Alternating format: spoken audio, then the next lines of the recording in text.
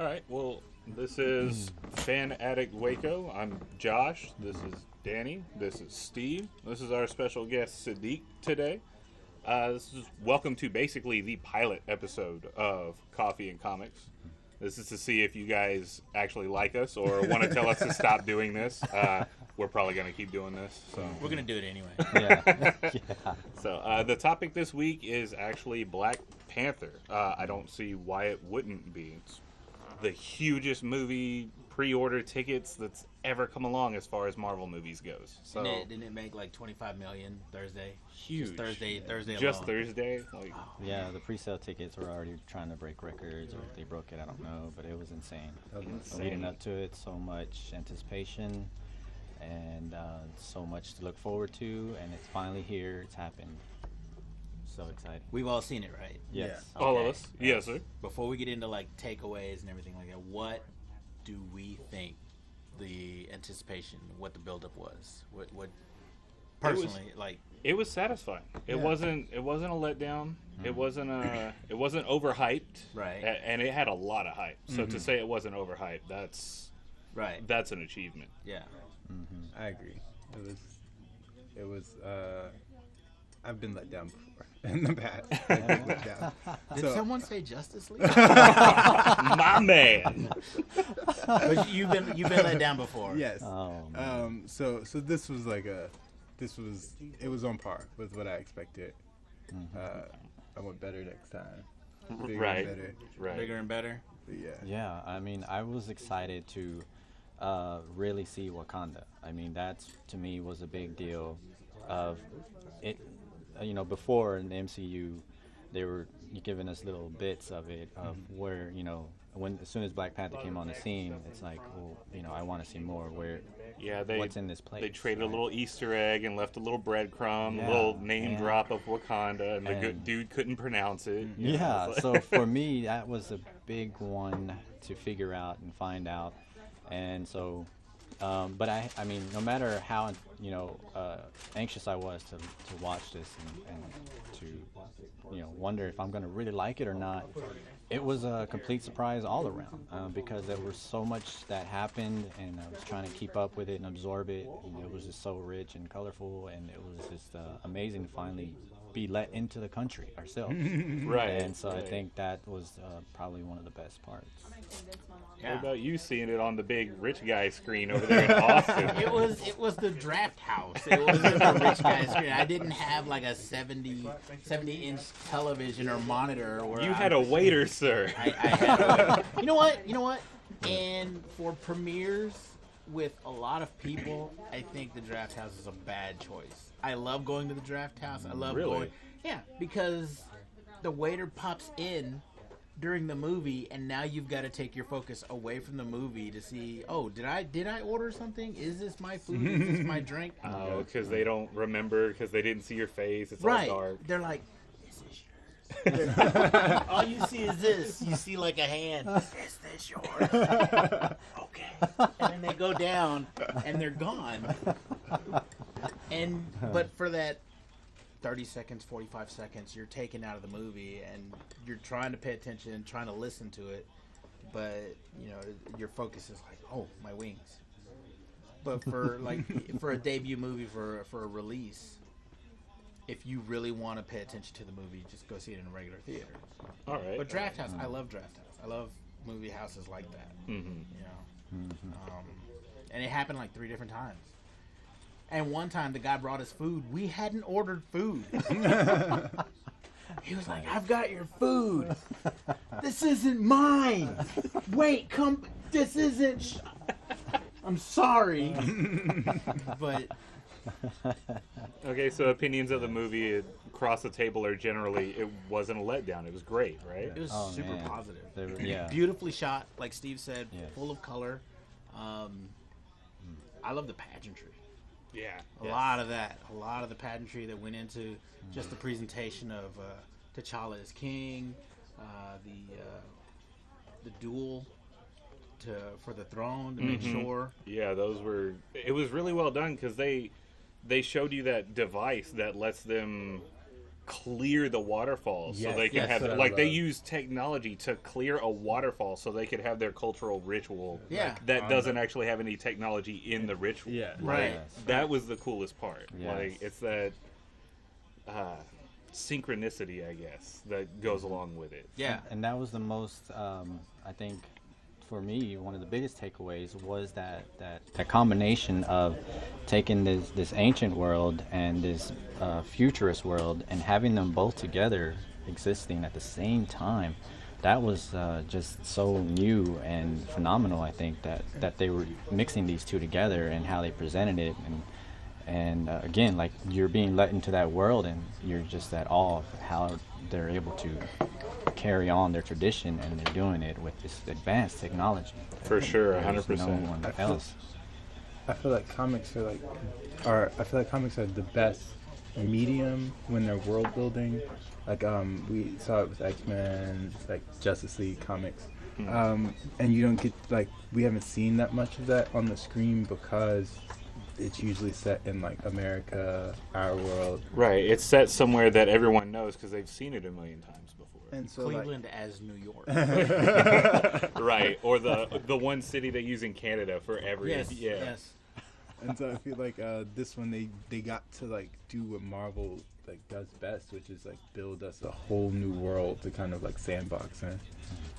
I think half of the problem with movies not being able to build believable set pieces outside of comics is because if you look at sci-fi movies, it's always post-apocalyptic. So there's like two trains of thought. It's either heavy cyberpunk Yeah. or just vast wastelands and everyone's wearing football pads. Yeah, you either get Blade Runner or Judge Dredd. Like, Yeah. there's no Yeah. in between there. Yeah. Oh my gosh. Yeah, they I mean, I was speaking with someone earlier about this and saying that if Wakanda was more as familiar as the name Black Panther, they could have just called this movie Wakanda, and that would have been just as great because of all the details that they were revealing and going into on how this place has existed and how they carry about who the people are, the amazing the display of their culture, what they wear. I mean, and they showed everything. It was just it was completely amazing. You bring up a good point because I was noticing throughout the movie, Black Panther doesn't have the spotlight. Like he's there and he's the driving force Right. of the action, but he is not the main character in the movie. Like the actual country is the main character. Like the internal and external struggles and all of that. Without spoilers, at least for this first segment, that fascinated me. The country itself is the driving force. Yeah. Yeah. And when you Yeah. look at like the Black Panther, like the country Wakanda, you can see like how much work went into studying like African language, African like culture, like textile patterns, so much to put it into this medium, and it was one of those things where even if you didn't know the background, you would appreciate it, but if you do know the background, it becomes like multi-layered because like the place that they chose for Wakanda is basically like the boundary regions of Africa. Right. So like Kosa, which is like the clicking language that you heard in there, Yes. is like spoken like a lot in the movie. Like some of the styles and things like that. The idea of having these different tribes sharing one land comes from the Bantu migration and stuff like that. So like it's just there's a backstory that's a real history that's been like taken and, like you said, synchronized kind of into this technological, like, I don't know, mega city. It's amazing. Right. And it doesn't seem like any of that was stolen or cheaply slapped into the movie. Exactly. Like It wasn't a pastiche. Right. Yeah. Like it almost looks like a natural evolution of like this is what it would look like if, or what it would feel like if those circumstances Right. were Right. real. And the beauty of that also is the way it adds to the MCU landscape, because you know, a lot of the movies and characters so far have been that main city setting, New York or in that area, even to the outer world stuff of Asgard and where the galaxy, Guardians of the Galaxy have taken it. You've had these different, you know, landscapes, the different worlds. But it feels like it was just either that one part of the world of New York, or you know, we're going out somewhere far in space. I think even Doctor Strange kind of hit on an interesting area to play off of, you know, in that realm.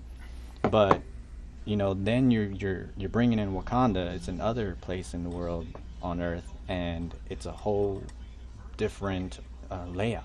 You know, and it added to the MCU landscape. That's something that needed to happen. It's something that just kind of makes it more well-rounded. It added to the spectrum. It just completely adds to the world, you know, and I think that was much needed. Really, really good. It makes the Marvel Universe, before the Marvel Universe was universal. It was New York and it was outer space. Yeah. This makes it more global. It makes it a global feel. Yes. Well, it starts, and they've been slowly ramping it up, like they did Sokovia for you know, For Ultron and all of that, and they've slowly started to make the Earth feel complete, I guess, and I think that's in preparation for when Thanos comes. So he'll have all these different avenues and different ways to show, because everyone's seen all the main landmarks. Everyone's seen. Stark Tower, Avengers Tower. Yeah, Stark Tower. Well, and Shield, even the Triskelion. right, even in like just standard Hollywood movies, everyone's seen Mount Rushmore get blown up, the Eiffel Tower get blown up, Statue of Liberty. the White House got blown up like 4 times. You know, like it's just everyone's seen that. So they're establishing these new places and new landmarks to be a little more unique when that chaos finally hits, I think. Yeah. And I think one of the things that they did with this movie is, like he said, they made us care about Wakanda and not just like I would actually care if the building started going down, you know what I mean? Because I'd be like, oh, that technology. Right. Like, when her, to not spoil things, when some buildings were in danger in the movie, I was actually like, no. Yeah, or even just a certain window. And you're just like, no, someone come. Exactly. Hurry. And it had a... Put some tape across the window with a big X. And it Who's had, got the plywood? and it had a lot less of that thing that's become so standard in comic book film action, where there's a kill shot about to happen and someone swoops in. Yes. I mean, it is still there, it's apparent, but it had a lot less of those cliched moments as a whole. And then I also like that, like, the movie didn't rely on like big explosions to make the action like dramatic. Right. Like usually it's like a large loss of life to be like, oh, this is like a really big bad guy. You know? Yeah. It was a more personal feel. Yeah. Yeah. Well, and that kind of mimics what they did with Civil War, because Civil War at the end, they have like, you know, 4 different cities and the big airport battle, but it all boils down to that small personal story that they tell in that 3rd act. Yeah. About just Tony's mom. And a lot of that kind of feels the same. I mean, obviously it's not about someone's mom, it's, you know, a throne and a country, but it makes this big country feel like something so small and personal. Yeah. And valuable. It does. It does. So, speaking of the turnout, like, just huge turnout, what do we think the cultural impact is for this movie as a whole? Dude, one word: revolutionary. Yeah. Revolutionary. Things are changing, and this is definitely one of those big ones. I would like to agree with you. I really would. There's nothing more than that would make me happy than for this to be super revolutionary, but I think that it may just be, all right, we had Black Panther, we'll have a Black Panther too, but it'll reach a peak and then it'll kind of recede. It's not going to change a lot because things were already changing. Things were already in momentum to change. This is going to push more of an ebb and flow, but I think things will recede back to a norm. Yeah. But I loved it. I love it. And if I'm wrong, please let me be wrong. You know who else will love it? A lot of the younger audience now. I think that is going to be the biggest impact. Well, and it's... Go ahead, sorry. No. Well, it's this more mature subject material as for the younger audience. Like I had several kids in my theater, but they were just engrossed. Usually, whenever I've been in the past, the young kids, if they're in the middle of a talking scene, like in Civil War, all the kids start fidgeting, and you hear a bunch of little scuffles and little Theater was quiet during most of the exposition. Like people in there were just absorbed into what was going on. Yes. I think in order for it to be truly revolutionary, it's going to need more representation. Like the tertiary characters need to have their own series, have their own movies, have their own stories to tell. Yeah. As opposed, because Black Panther, it is Wakanda, and you have all this cast of characters, but it's a real linear kind of thing. You needed to spread like fingers, so, or a web as such, so that you have like M'Baku and Nakia and the Dora Milaje doing all these other things and influencing, like the aspect of just influencing other people, as opposed to just having T'Challa do that. Because Correct. So first, I think with Hollywood, like when you're talking about a movie, like what impact it has, like I think now they know that you can sell like a superhero movie that has a black main character and it not be like a black movie. You know what I mean? It does, right. It doesn't have to be Meteor Man. Yeah. Or what was the other? Yeah, I get or Shaft. Right. Right. And there was nothing wrong with Shaft or Dolomite or Superfly, because those were a lot. They were called blaxploitation, but it had large black casts, exactly, and that was large like the following black episode. Production crews, right? Those people were doing stuff. But now like it's like you can mainstream a movie, and it can be like.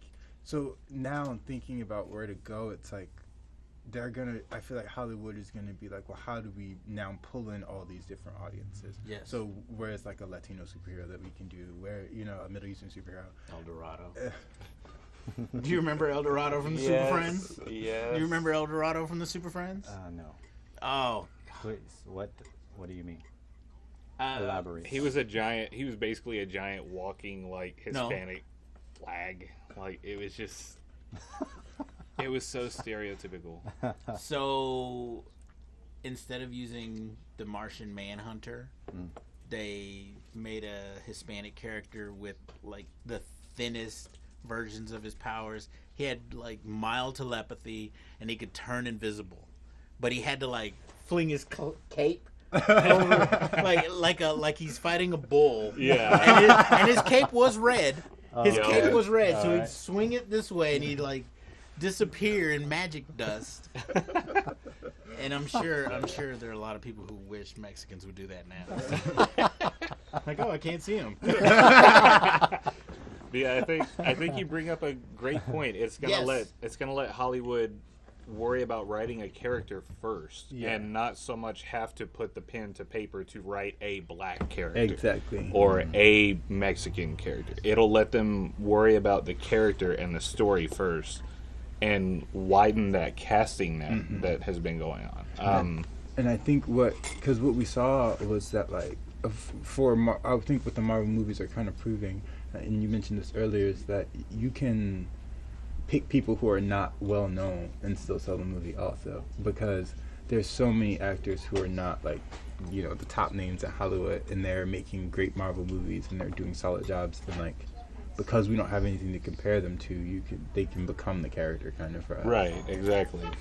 They're in a good position to start casting the face of the character, like they have been with Captain America, which that's kind of a weird thing because they pulled Captain America from Fantastic Four, and now one of the better villains they've had on screen was also a Human Torch from Fantastic Four here. It sounds like what you're saying is, in order to be a star in the Marvel universe, be a shitty Human Torch. Right? Right? Like, just being a terrible Fantastic Four movie as the Human Torch, because all the other characters, none of the other actors are in the Marvel universe. right. Yeah.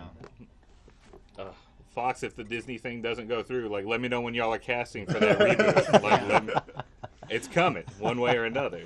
So. Yeah. And there's our Hispanic Fantastic Four. Hispanic Human Torch.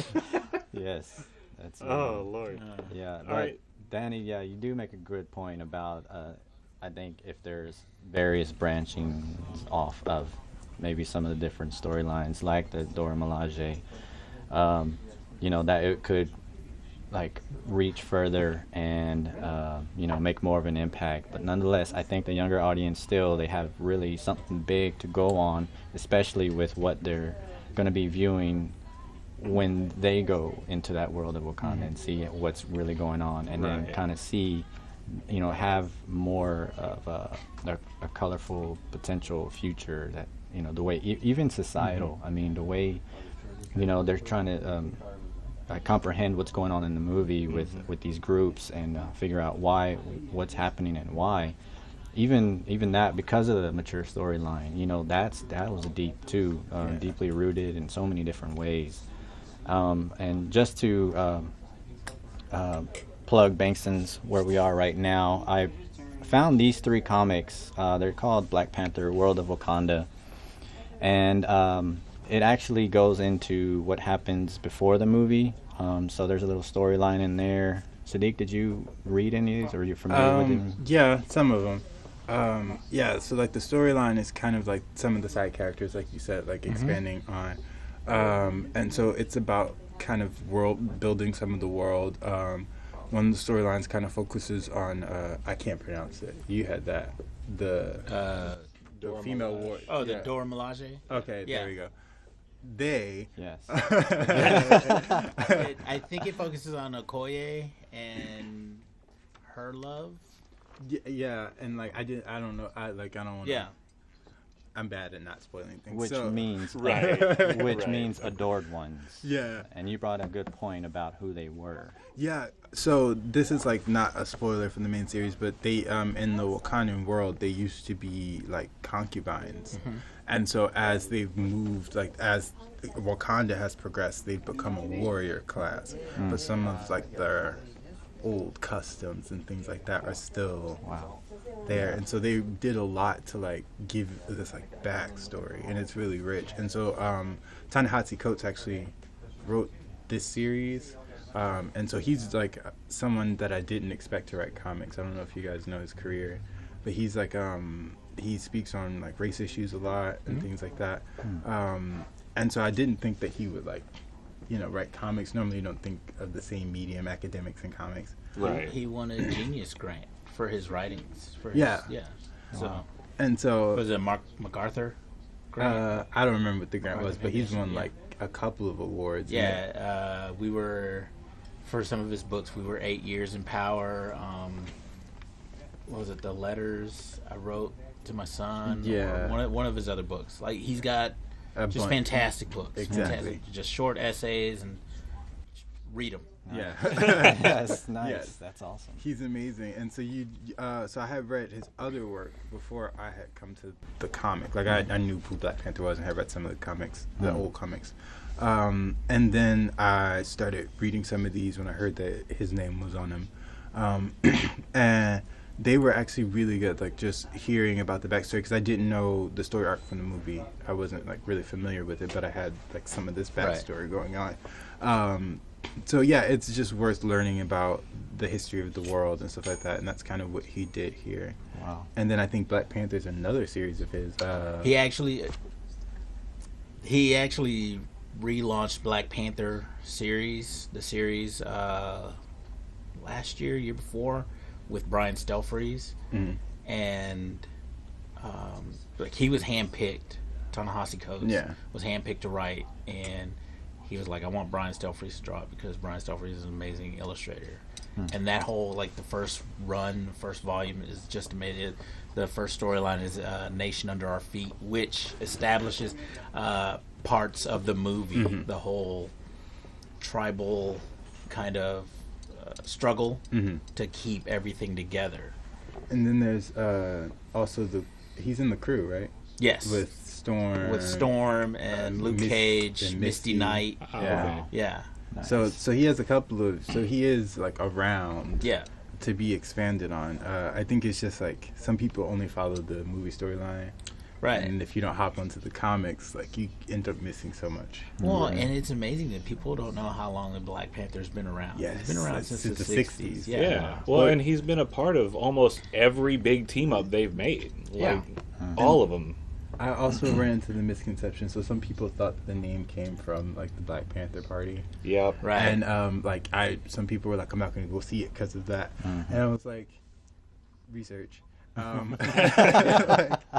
That's important. Yeah. But yeah, and so they actually changed the Black Panther's name to like the Black Leopard or The Black- something. Like Yeah, I think it was a black leopard for a little while. Yeah, in because in of- the 70s. because of the conflict Right. between having two groups with the same name and not wanting Right. to be associated. But yeah, so some people thought that was like a thing, and that was like some of the controversy surrounding the movie. It was just like, and then I also heard like that people were scared of getting beat up for going to the theater. Yeah, or something. people have been stealing those like that?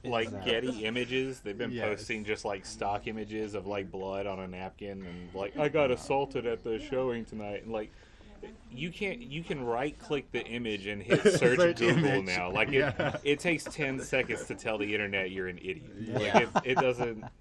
I don't know why, but I But did people notice. insist on doing that. They Mhm. insist on showing, I'm an idiot. Here's Here's my Right. proof. Yeah. Right. So I did notice a little Easter egg. Speaking of the Black Leopard, in the trial and challenge scenes, there's a leopard print in his chest war paint. Oh, I Like never it's- noticed it. Yes, there's Yeah. a leopard print there, and then on the villain on Killmonger's the gold suit from the trailer. If you look close, there's leopard print up here, and there's leopard print along here and along the ribs too. Yeah. Because he says like that. I think he says like a panther is a leopard or something like that. Like I went back and read it because I was like, Yeah, a panther is a leopard that a leopard is like just their black. fur is Yeah. lightened. Yeah. he's Yeah. And so I thought that was a cool little Easter egg to incorporate that in instead of just leaving the suit just solid black. Or I mean, even the nice accents that they put in with like the purple and all of that. It was a nice thing to incorporate, just a subtle little Easter egg there without over designing it. Right. So. And one of my other things when you mentioned the kids saying that he wanted to be like Black Panther. Oh yeah, I guess I wasn't on camera when we said that, Yeah. right? So I don't think you were here either, so we'll go with it. We had a packed theater today. I saw it earlier, and everyone was leaving, and there was a black family like right in front of me. And the poster is up as you leave the theater, as you exit the actual showing room and all that. There's the big cardboard cutout and all that. And this little kid, probably 10, maybe 11, somewhere around there, looked at the cutout, and he's just kind of staring at it for a little bit and goes, Dad, I want to be, like him when I grow up. It's like, I remember coming out of Batman movies wanting to be Batman, And Yeah. so the Yeah. dad looked at him, was like, oh, you want to be him? Because he's a tough black superhero, huh? And the kid looks at his dad and goes, no, because he's nice. Like, I want to be like him because he's nice to people, Dad. Like, That's what everyone should aspire to be. Nice to people. right. Yeah. And Wow. so it's like, that goes with the adult theme with the kid. Like you throw all this stuff at the kid, but the kid takes away the message of like at the end, no matter what the politics or the the color, love, hate, all that, it's just be good. Like That's amazing. And I feel like one of the things that I took away, the reason why I alluded to that story, is because so sometimes like kids, especially African American kids, don't get like a idea of Africa, Right. or it's like a really misrepresented idea, especially not the culture. And so if you travel to the continent, which I would advise everyone to try one day, you end up seeing that there's a spirit of togetherness, of unity, that people are just genuinely like happy. People like share. It's pretty common to like be a stranger and people just invite you to their house for dinner and things like that. So like being able to see that on the screen and then be able to kind of translate that culture into a movie to the point where young kids could say, hey, I want to be like that. You know what I mean? Right. I don't think I maybe ever in my life have heard kids, like black kids, say like, I want to be like an African. You know what I mean? Yeah. It's not like a thing that you normally hear. And so like to have that thing, to have that culture be an inspiration to other people, translated through a movie, you know what I'm saying? Them to be able to experience what I felt was a pretty authentic feeling from African culture was really awesome to me. I was like excited like a little kid at Christmas watching Right? the whole thing. Yeah, and I think that he spoke on some actual African tenets like Ubuntu, like unity, and things like that. And so like they were really like talking about it. Some of the like aesthetic features like gauges and things like that, to be able to see that, because we've seen it in America, but it is never in the tribal context that it comes from. And so like It's always been co-opted to a certain extent. and so like black kids never think about like this being a feature of like the diaspora or their culture.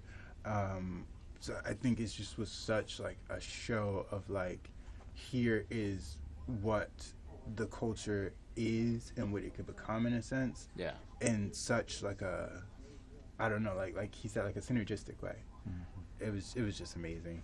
So you're with the Black Poet Society, correct? And y'all had a screening, kind of all went together, correct? Yes. Like, did y'all have like a long discussion after that? Like, how did it make you feel as a group? Yeah, going, because I saw it solo.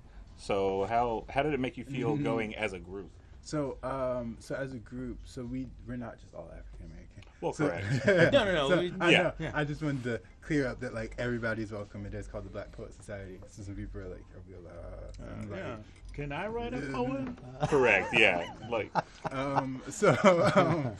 so yeah, so we went, and there were a couple of kids, like 3 or 4 kids, and they kept asking questions. I volunteered to like teach and use this African culture, so they were like, "Is that real? Is that real?"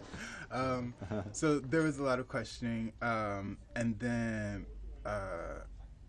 we were just kind of like afterwards. They were like asking like, "Wait, so there was a part." Where like the fight scenes, I was like, well, during I had told the kids like, that's Shaka Zulu, and he was like, that's Shaka Zulu. And then afterwards he was like, Shaka Zulu. Who's Shaka Zulu? so like we had some talk about like the Zulu nations and the Bantu and like where they were drawing from as a culture. Because like we've been building up for Black Panther during my volunteer. right. So like we that was a conversation that we had. And then my roommate who also went, he comes to like a lot of our events. He was like kind of saying like as a white guy, he was like, it didn't make me feel awkward going to go see the movie. Right.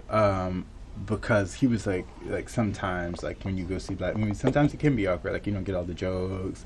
There's like a bunch of musical references or like cultural references that just are not translated or not translating. And so there weren't very many references that couldn't be translated or that were not meant, you know. And so like he was saying like I didn't feel awkward. Personally, I felt like there was a white character in the movie, but I felt like he was like really well done as far as like you know, just being a whole person, feeling like he wasn't like a side character, like he played an important role for advancing the storyline, but he wasn't like the focus, or he didn't He wasn't the white savior coming in like, oh, I see what the problem is with the bad guys. I have a plan. Yeah, because they could have easily done the whole like Dances with Wolves thing, and it be told from like his perspective as going you into know, Wakanda. as an outsider, and he could have been the audience's eyes to everything new, but it wasn't. He just happened to get hurt. Like, Right. we're gonna save him. Right. We're gonna save him, and then continue our story. Yeah. He may pop up again. And there was a scene where he was incredibly useful, but I like that it was also like he was taking direction. Yeah. But no one else had the skill set really to do what he was supposed to be doing. Right. So it was like, you are like, we can't do this without you, isn't saying, but you still need the assistance of the full cast. Yeah, no one there tried to feel superior in this situation, like at all. And like it was just unified. Yes. That's a tenet of Marvel movies. They make That's all their true. characters human. That's You true. know, they all have fallacies. They all they see except for Downey. Except for Downey, because he's him. Yeah.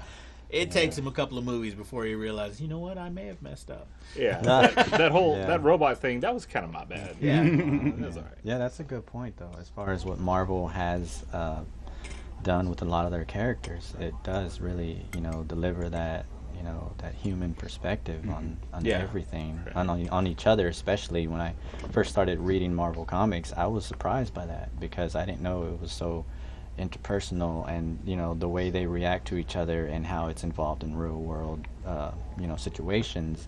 And I was just totally surprised by that, and I think Marvel, they do really well doing their characters in that way.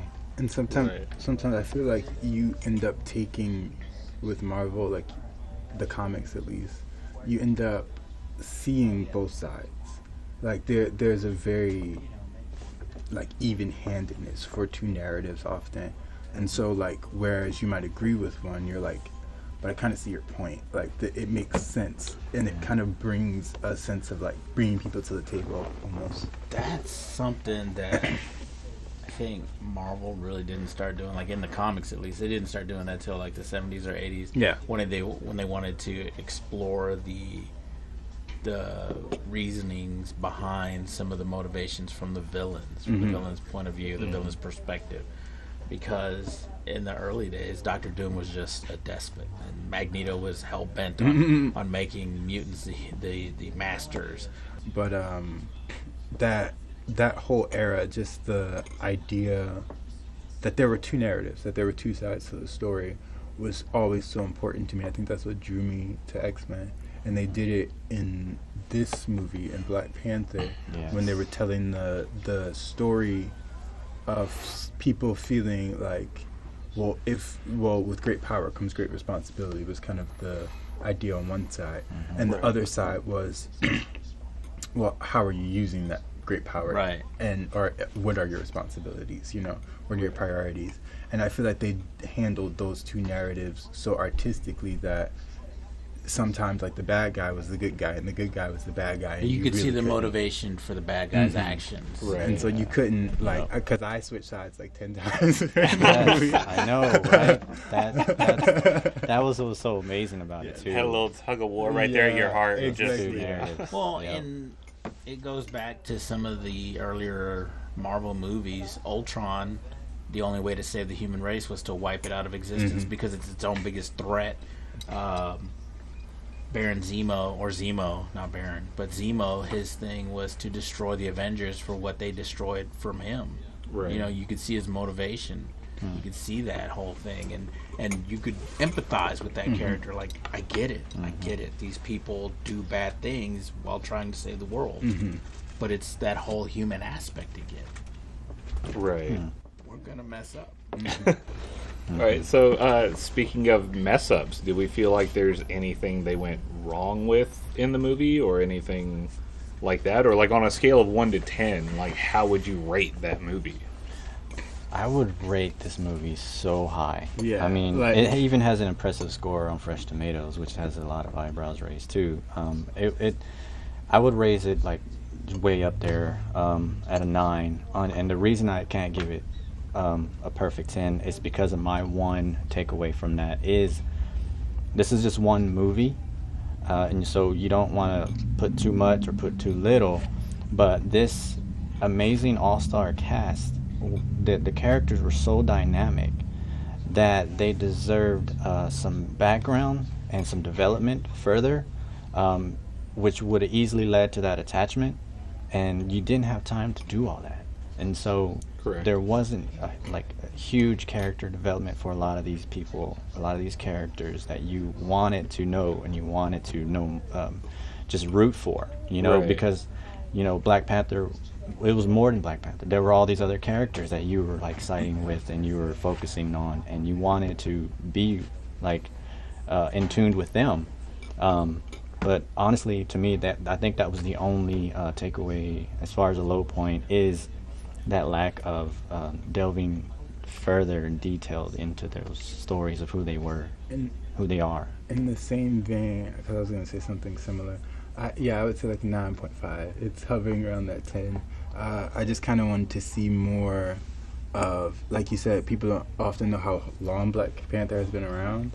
And so I would have liked them to establish more of that, like more of the history in the sense of the magnitude of the mantle that he's wearing. And like how it is played into, like you said, how he's been around for some of the craziest things that have gone down in the Marvel Universe. Correct. So I just would have liked them to have made, like they did a good job of making Black Panther a big character in the movie. In the world, it would have been a little, I would have liked that a little more. I'm about the same. A 9.5. I could easily go 10 on this movie, but I don't want to put too much pressure on this one piece. Yeah. Right. On this one. Now it has the weight of the entire universe. Right. Like to be magnificent forever. Like Warner Brothers was doing 3 years in a row at Comic-Con Yeah. for Batman versus Superman. Exactly. I think extrapolating histories and expanding character development, you're getting into troubled territory because now we're talking Lord of the Rings type epics. Right. I wouldn't have minded. Well, and you're talking about the flaws that like almost every Marvel movie has. Yeah. Really, Right. is there's just not enough time. Right, for the because story. Marvel, the cinematic universe, they're making films off properties that have been around since the 60s. 60s. Since the 40s. Right. Because if we start with Captain America, if we're going back to the 40s, Right. it's like 70 plus years of story. That's, and they're trying to cram most of it into 2 to 4 hours, depending on how many movies they've had. 6 hours. At a certain point, you're thinking, do I really want to see a 4-hour epic right now? Right. And it would be awesome if we had some interplay between like the TV shows and the movies that they're coming out with, so that there could be more of a chance to tell backstories where the movies don't have to Right. You know what I mean? Describe the entire universe. Right. It's just about picking and choosing what content to put in every movie, which I think at the end is the hardest job of making any movie. Yeah. So, I think I'm with y'all. About a 9, give or take. I've got a couple issues with the movie that are more spoiler territory, which we'll cover a bit later. Yeah. But yeah, or we'll cover. I guess they'll be seeing it next week They'll for be the seeing it spoiler next week, thing. yeah, for the spoilers, Because yeah. we're being nice, Yeah. and we're giving y'all a week to go see it. Go see them. If you It's haven't so awesome. seen the movie, go see. You know what? And if you have seen it, see it again. Yes. Right? Mm-hmm. And pick up I'm going to go see it. Pick up some Yeah. of those Easter eggs you missed out, like the leopard Yeah. print on his chest Yeah, that you yeah. missed. Yeah. Like, Yeah. I didn't go pick check that. it out. It's a great movie. Go see it. If you've seen it, go see it again. If you left before the end of the credits, go see it again and sit there. Yeah. Yeah. Sit there. Stop leaving Marvel movies before the end of the credits. Stop it. People still do that. Half the theater left in mine. Like, stop it. Yeah, they You're do. missing out. Yeah. Yeah, they have no idea. Right. Well, we're being nice. Go see it. Come back next week, and we'll talk detail and spoilers. So. Until then. Thanks.